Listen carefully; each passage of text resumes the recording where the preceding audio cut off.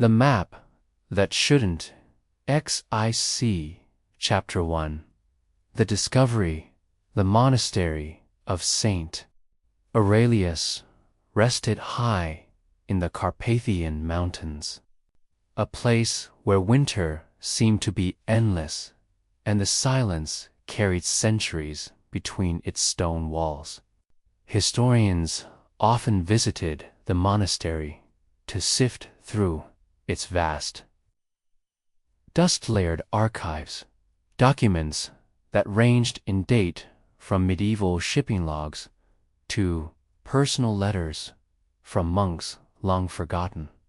Yet none of them, in all these years, had ever uncovered anything as unusual as what Dr. Eleanor Ward found that cold January morning.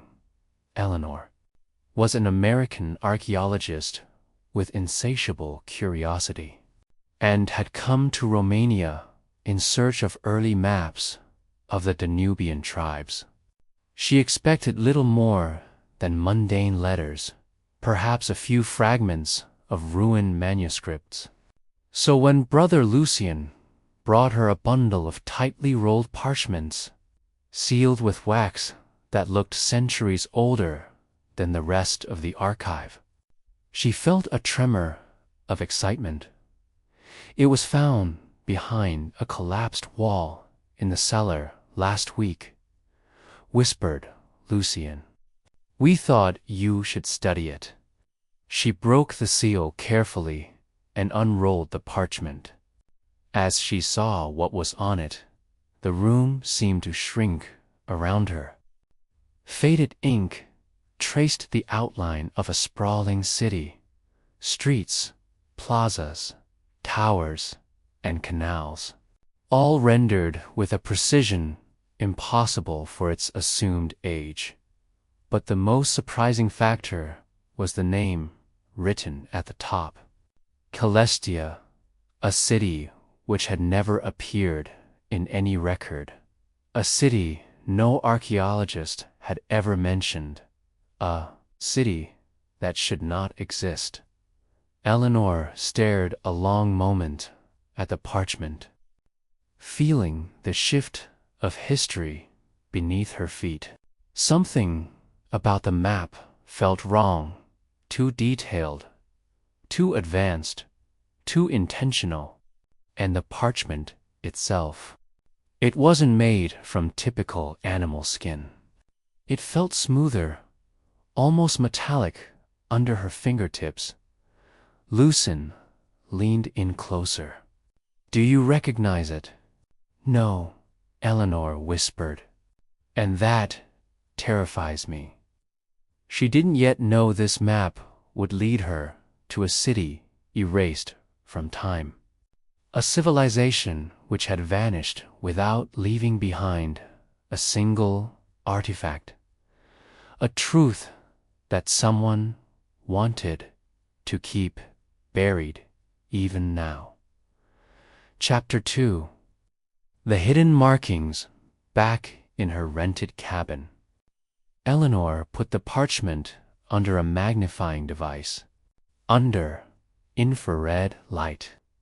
Faint inscriptions emerged along the edges of the city's symbols that belonged to no known alphabet.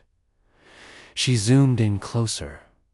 Circles cut through by straight lines, triangular clusters, a repeating sigil, an eye enclosed within a flame. Each symbol seemed purposeful, almost mathematical, and none matched any ancient European or Middle Eastern script. But one detail troubled her most.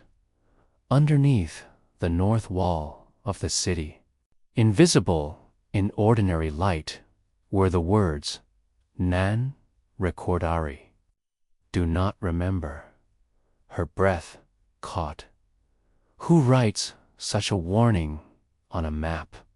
She typed quickly, cross-referencing the city layout with every historical atlas she had ever seen. The grid-like street pattern, the centralized water system, the high outer walls, it all resembled a civilization far ahead of its time.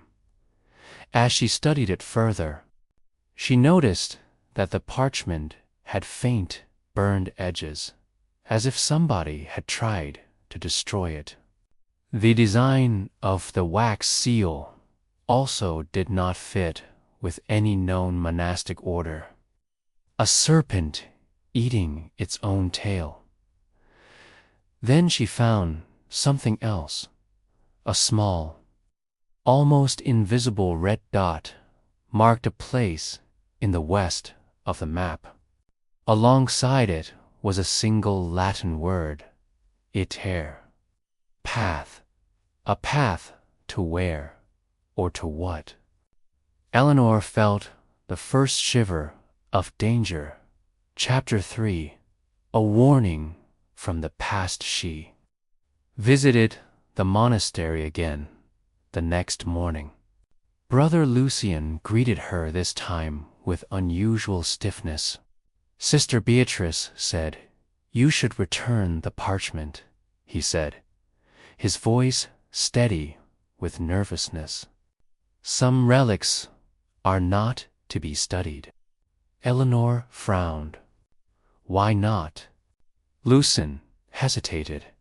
Because every historian who tried to trace the origins of that map vanished. Eleanor blinked. Vanished. That sounds like superstition. Perhaps, Lucian whispered. But there are records, old journal entries. Even a monk in 1742 wrote that the map calls to those who seek forbidden truths. Eleanor almost laughed. The absurdity of it would have been comical in any other situation. But having seen that, do not remember engraving. Something seemed to twist inside her chest. Lucian handed her a bundle of yellowed papers. These belonged to Father Anselm the monk, who found the map 3 centuries ago. Most of them were covered in frantic handwriting. The city of Calastia was erased for a reason. They came from the sky. Not gods. Something else. And finally, if anyone follows the path marked Itir, they too will disappear. Eleanor dropped the papers as her pulse raced. "Do you think it's real?" she whispered. Lucy met her eyes, and for the first time, she saw fear behind them. "I think," he said in a whisper, "the map has a purpose, and that purpose was never meant for humans." Chapter 4, the code in the map. That evening, a storm rolled over the mountains. Snow battered at the windows as Eleanor studied the map once more. Her finger traced the red dot, labeled Iter. The line running to the city walls from it was perfectly straight entirely. Too perfect for ancient cartographers. Measured the angles. She measured the ratios. What? She found shook her dot. The geometry of the map matched advanced navigational techniques not discovered until the Renaissance, yet the parchment was centuries older. Was it a message, a warning, or an invitation? She superimposed the map with satellite pictures of Europe. After hours of calculations, she made an astonishing realization. It fitted perfectly with the Carpathian Valley. Calastia, it exists The red dot was near Dot. Very close, her cabin lay less than 20 miles from it, just as she was about to study. The map further. A sound cut through the storm. Soft tapping at her door. Tap, tap, tap, tap, tap, tap, tap, tap, tap. Eleanor froze. No one should be out in such a blizzard. She walked slowly towards the door and looked through the peephole lead dot. Nothing. She opened it a crack. The night was pitch black, and it snowed hard. Lying on the ground was an envelope. It had her name on it. Not typed, written by hand. She opened it with trembling fingers.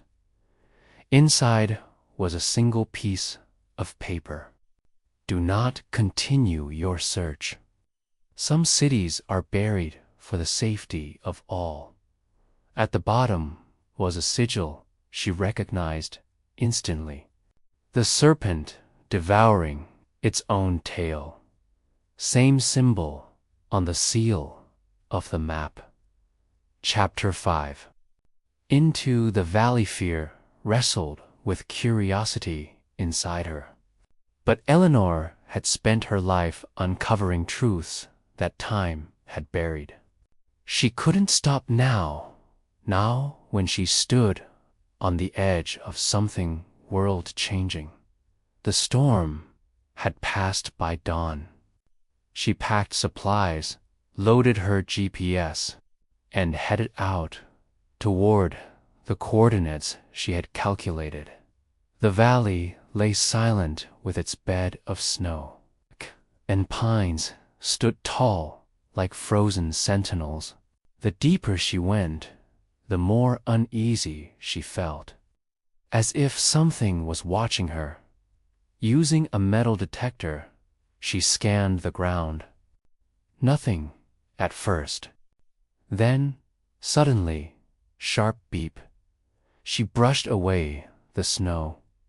Stone, smooth, perfectly cut stone, buried 6 inches under the earth. Her heart pounded. She cleared more snow and found a pattern, a series of interlocking tiles forming a path like the one on the map, labeled "It's here," following the stone trail for nearly a mile. It ended abruptly at a large, rocky hillside. No entrances, no ruins, just solid stone. Frustration rose in Eleanor. Had the city been entirely destroyed? Then her foot struck something hollow.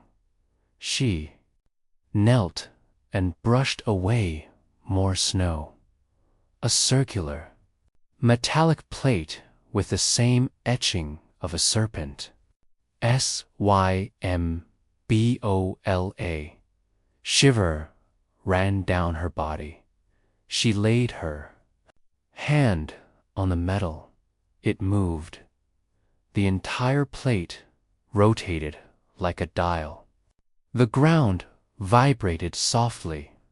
A seam appeared in the rock wall and split open. A door. A hidden door. Cold air wafted out from the darkness beyond, air that had been sealed for centuries. Eleanor paused for a moment before stepping inside. Chapter 6. The city beneath the stone staircase sank deep underground. Electric blue crystals embedded in the walls gave a faint glow. Guiding her down, she reached the bottom and felt her breath catch. A huge chamber stretched before her, filled with structures that were half buried in dust, towers, bridges, domes carved with impossible precision. A city underground. The air felt wrong. Too still, too cold, too ancient. She approached a fallen building and dusted off debris. Weird metallic plates lay beneath, etched with symbols matching those on the parchment. As she proceeded deeper, she discovered cracked stone tablets with inscriptions. She photographed them and, from what she could make out, managed some translations. One phrase stood out as repeated. The Celestials came in fire. We built the city for them. When they turned against us, we sealed Caelestia forever. Eleanor's skin prickled. Were these creatures myths, gods, or something else? She moved to the city's center, a grand, circular plaza. At the very center of it was a monolith, higher than any of the buildings surrounding it. It looked much like an obelisk, but with no inscriptions. Then, just as she reached out to touch it, a deep hum vibrated through the ground. The monolith glowed. Blue light spread across its surface, forming words in a language that translated itself in her mind. Why have you awakened us? Eleanor stepped back. Footsteps echoed behind her. She turned. A figure stepped from the shadows, hooded, robed, wearing the serpent sigil. You were warned, he said. Coldly, Eleanor's throat tightened. Who are you? We are the custodians, he whispered. We protect the world from what sleeps here. The hum grew louder.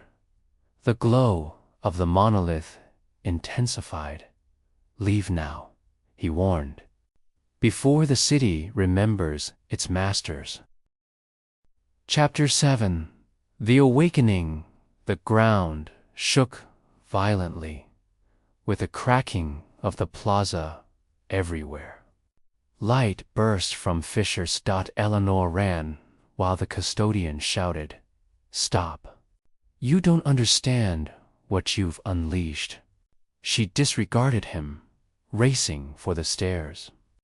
Behind her, the stone burst apart as something gigantic stirred beneath.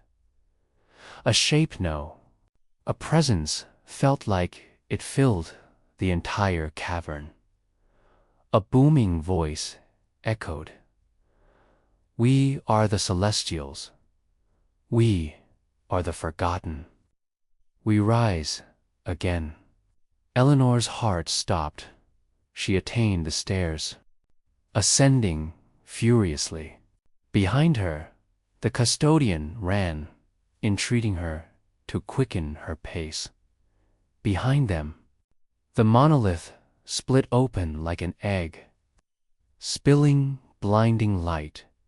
Something was turning up, something not human. They reached the surface. Just as a shockwave erupted from the cavern, collapsing the entrance behind them, the air was filled with snow and dust. The valley shook and then was still. Eleanor dropped to her knees, gasping. The custodian grabbed her arm.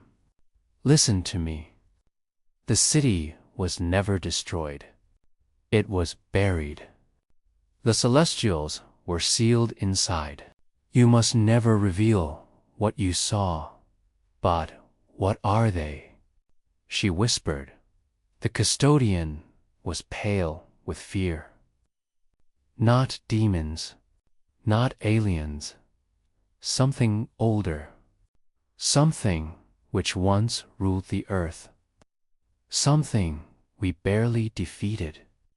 He stood, and now one has awakened. Eleanor stared at the sealed entrance. What happens now?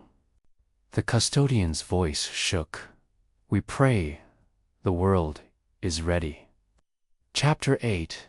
The Last Decision. Days later, Eleanor sat in her apartment in Bucharest, the map laid out before her. The parchment pulsed faintly now, as if aware of what transpired. The symbols glowed at their edges. She had a report to show. She had proof, photographs, translations. If she let it go, the world would know a forgotten civilization and something beyond human. Understanding once existed beneath Europe. Science would be rewritten. History would shatter, but so would safety. If the Celestials regained their strength, man might not survive. The map seemed to whisper to her dot, calling, pleading to be remembered in her hand. Eleanor held a lighter. One spark, and the parchment would be gone forever. The truth was lost, the danger sealed. Her thumb was shaking over the flame. Switch dot, she envisioned the city lying beneath the valley, dot, silent, dot, waiting, dot, remembering. Then she envisioned the monolith splitting open again. She closed her eyes and made her choice. Chapter 9. Epilogue. 3 months later, people walking in the Carpathian Mountains reported strange, flickering blue lights beneath the snow at night. Locals spoke of rumbling earth and distant hums that vibrated through the pine forests. The Romanian government quietly cordoned off the region, claiming it was because of seismic instability. But Eleanor knew better.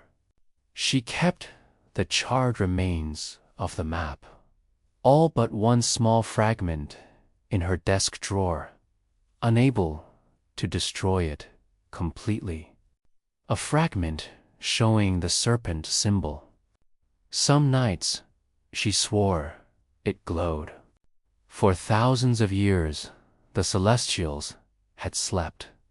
Now they were awake, and the world had forgotten them. But they had not forgotten the world. Not at all.